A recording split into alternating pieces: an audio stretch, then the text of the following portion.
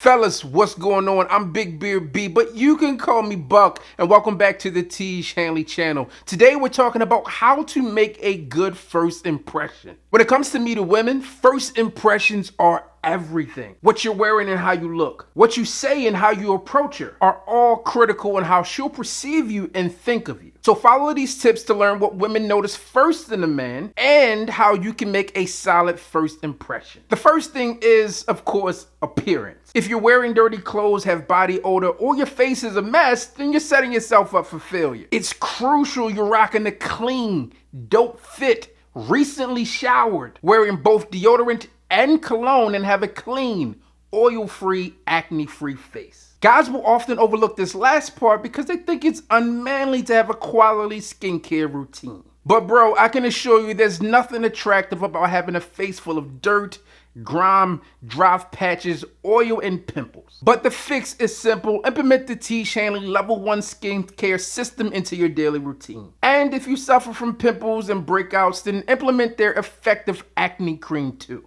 Next, make eye contact and be engaged in the conversation. Trust me, nothing is more off-putting to a woman than a man who isn't listening and not making eye contact. Not only will paying attention give off a good impression, it'll also make you seem more attractive. According to the International Journal of Listening's 2014 study, yes, that's a real thing, men who gave off active listening responses were perceived as more attractive to women. Be sure to utilize body language and read hers too. If you're standing there with your arms crossed, you'll come off as aggressive or uninterested in her or just plain awkward. And if you're looking to see if she's interested in you, then be sure to read her body language and try to pick up on subtle cues as well. A lot can be said by body language, so it's important you can read it and send messages with your own as well, even with facial expressions. In fact, a 2019 study from the American Psychological Association found that facial expressions cannot directly affect one's mood, so